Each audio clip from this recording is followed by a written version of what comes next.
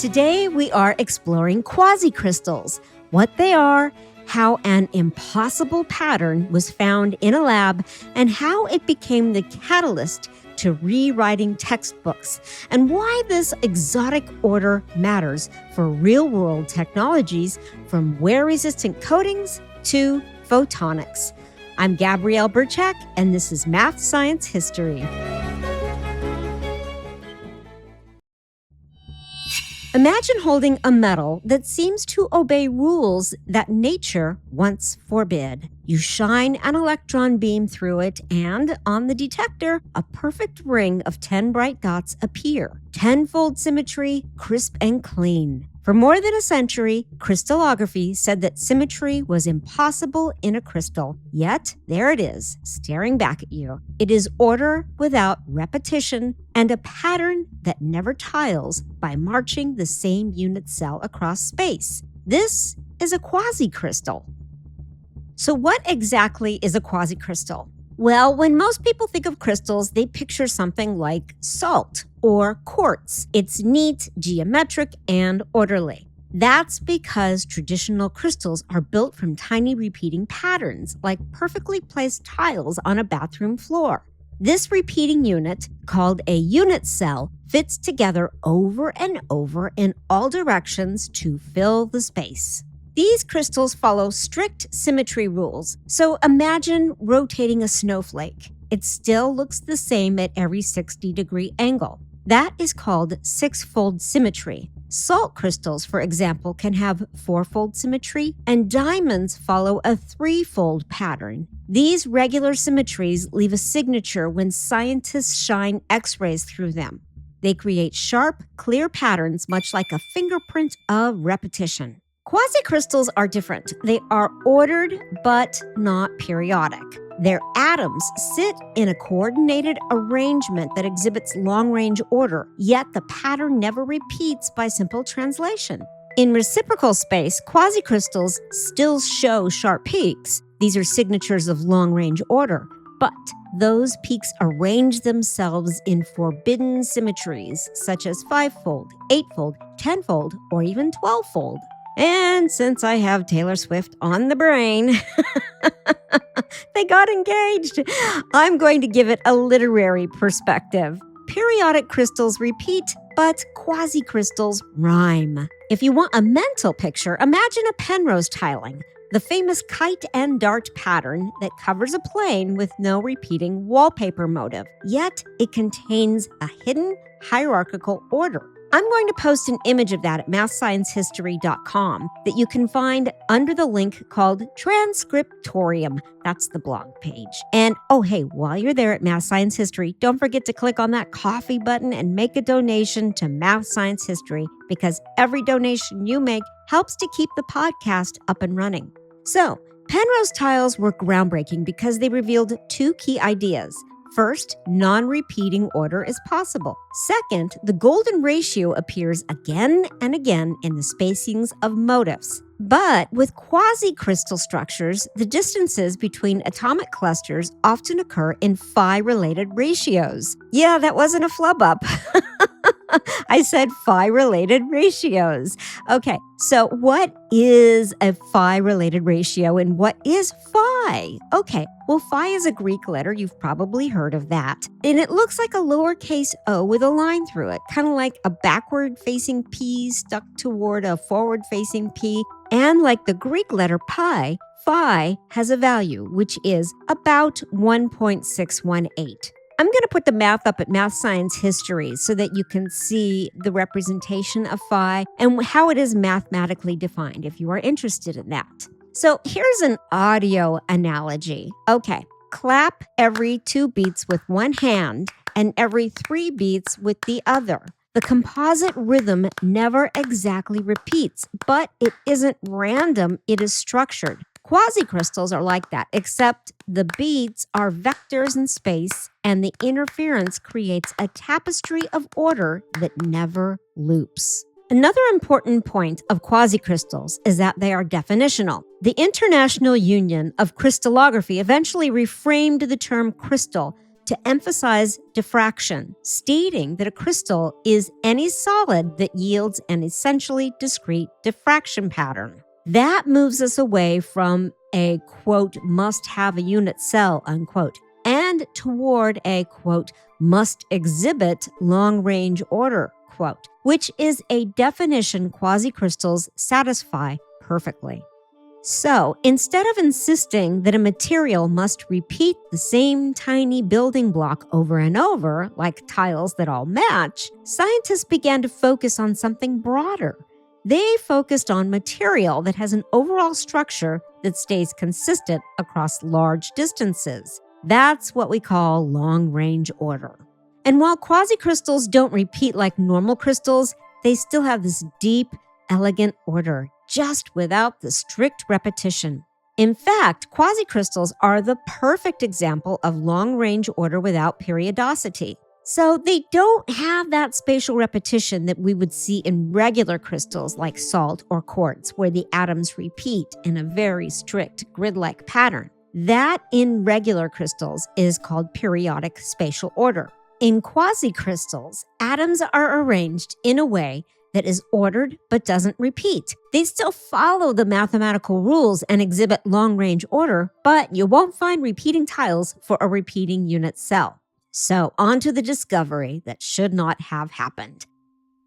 It was a spring morning in 1982 in a quiet lab at the National Bureau of Standards in Maryland, which is now known as the National Institute of Standards and Technology. Material scientist Dan Shechtman was alone at his electron microscope, analyzing a rapidly cooled aluminum manganese alloy.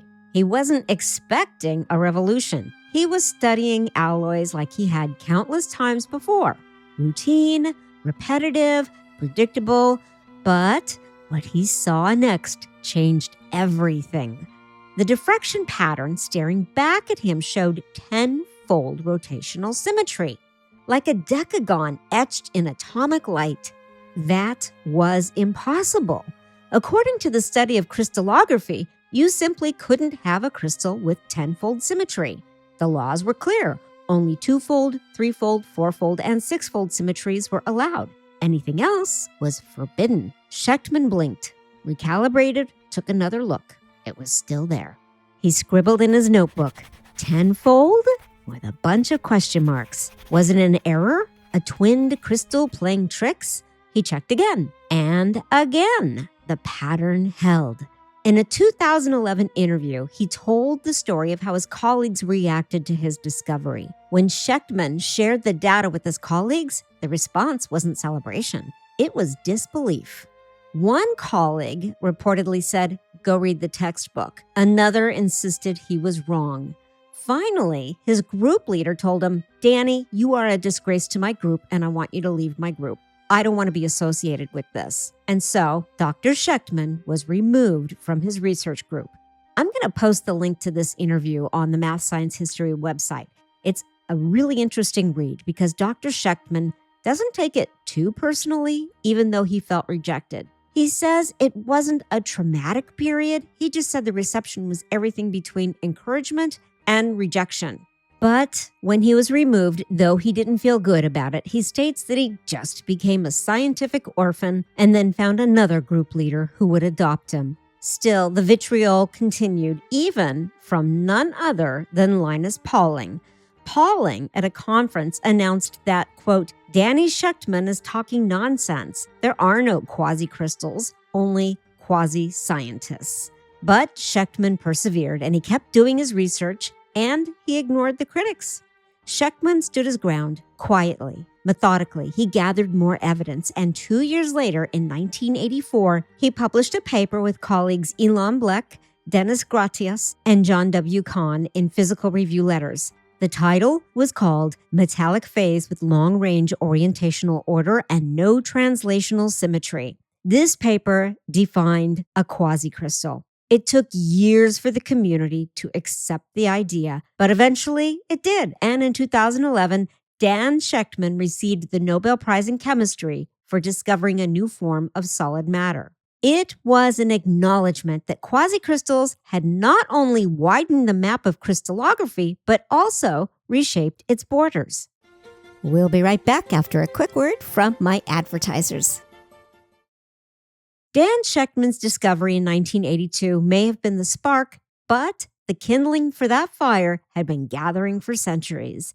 So let's travel back to the 1600s. The great astronomer and mathematician Johannes Kepler was obsessed with patterns in nature. He marveled at five-pointed stars and the geometry of regular solids. He sketched intricate tilings with pentagons, elegant, mesmerizing, but never quite able to fit together perfectly without gaps. It was beautiful, but it was forbidden in the language of periodic repetition. So now, when we fast forward to the 20th century, the crystallographic restriction theorem had become gospel. Only certain symmetries, twofold, threefold, fourfold, or sixfold, were allowed in a crystal that repeated in space. Fivefold was considered impossible. And as for icosahedral symmetry, like you find in a soccer ball or a virus shell, that couldn't fill space with a repeating unit cell either. But then in the 1970s, mathematical physicist Roger Penrose introduced something radical. He introduced tilings that never repeated, yet still had structure. His aperiodic tilings looked chaotic at first glance, but they followed strict rules, like a melody that never loops but always harmonizes. Soon after that, physicist Alan McKay ran a simulation of X-ray diffraction on a Penrose tiling, and he found sharp diffraction spots with fivefold symmetry. This was clear evidence of order without repetition. So, by the time Shechtman saw that forbidden tenfold pattern in a rapidly cooled aluminum manganese alloy, the groundwork had already been laid. Some theorists scrambled to explain it. Some looked beyond our three dimensions, proposing quasiperiodicity.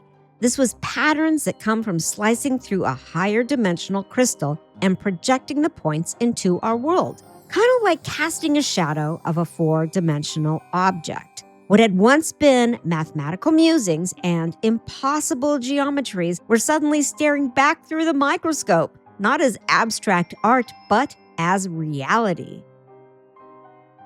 For a while, it seemed quasicrystals were lab-born oddities, fragile phases coaxed into existence by rapid quenching. Then, in 2009, researchers reported natural, icosahedral, and decagonal quasicrystals in microscopic grains from a meteorite collected in Chukotka in the Russian Far East. Their compositions were aluminum copper ion, and they matched known lab phases, and the diffraction patterns were unmistakable. This implied that the extreme conditions of space, shock, high pressure, rapid cooling, can drive matter into a quasiperiodic order. Shock can also come from human technology. Quasicrystals weren't just found in a lab. They also showed up in one of the most violent human experiments in history, when scientists later examined the glassy debris left behind by the very first nuclear bomb test in the mid-20th century. They discovered tiny quasicrystals hidden inside. The blast had melted and then instantly cooled the surrounding sand and metal, and in that split second of extreme heat and rapid cooling, quasicrystals formed. That discovery proved something remarkable. Quasicrystals aren't necessarily fragile lab creations. They can emerge even in the most chaotic environments. So from that point on, quasicrystals were no longer dismissed as man-made oddities. They earned their place as genuine members of nature's own library of materials. And even though quasicrystals were now cemented into reality, there were still many myths and misconceptions that surrounded this discovery. Some people stated that quasicrystals are just disordered crystals, but they aren't. The sharp Bragg peaks mean that there is a long-range order. The order is quasiperiodic, not random. Furthermore, scientists believe that this forbidden symmetry broke the rules. But it didn't. It revised our definition. Once we defined the crystals by diffraction rather than by translational periodicity, these 5, 8, 10, and 12-fold symmetries became legitimate. Many material scientists believed they were too brittle to use. However, bulk brittleness is real, but coatings composites, approximates, and pattern metamaterials are already practical. So, what do quasicrystals feel like to engineers? Well, if you handle quasicrystalline materials, which are most often as coatings or fine-grained composites, a distinctive engineering profile emerges. Quasicrystals possess a unique set of properties that make them stand out from ordinary metals and alloys. Their complex atomic tilings give them exceptional hardness and wear resistance because the structure prevents dislocations from moving easily and suppresses plastic deformation. As a result, quasicrystals perform superbly as thin protective wear layers. They also exhibit low friction and low surface energy. Their surfaces resist wetting by molten metals, oils, and even some adhesives, which is why tribology tests often show them sliding with unusually low friction. And if you're interested to know what tribology is, please come visit Math Science History. Click on the transcriptorium link and dig through the archives. I do a podcast on that one too. So back to quasicrystals. In addition, aluminum-rich quasicrystals offer excellent corrosion resistance by forming stable oxide skins that protect the metal beneath, a feature especially valuable when applied to steel or aluminum. Unlike most metals, quasicrystals also show low thermal and electrical conductivity, which makes them useful as thermal barriers or for reducing eddy currents. Admittedly, bulk quasicrystals can be brittle at room temperature, but this drawback is often mitigated by design. Large approximate crystals can be tougher, and composites that embed quasicrystalline particles in more ductile matrices can achieve practical durability. Finally, their unusual phase-on effects, which are subtle atomic rearrangements unique to quasiperiodic order, mean that careful processing, such as annealing to reduce phase-on strain, can significantly sharpen their mechanical and corrosion performance. We'll be right back after a quick word from my advertisers.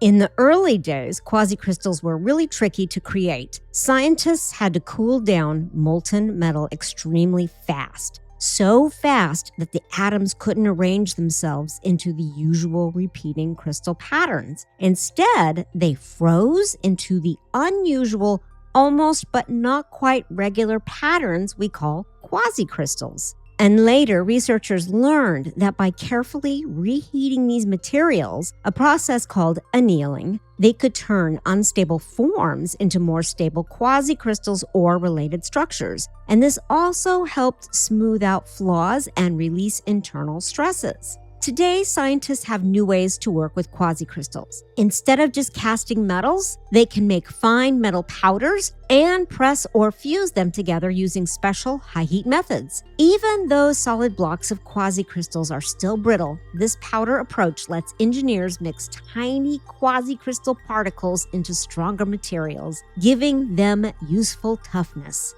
At the same time, techniques like thermal spraying, vapor coating, and even 3D printing can spread thin layers of quasicrystals onto surfaces. That means quasicrystal coatings can now protect tools, valves, or pump parts anywhere you need extra durability, resistance to corrosion, or strength in high heat.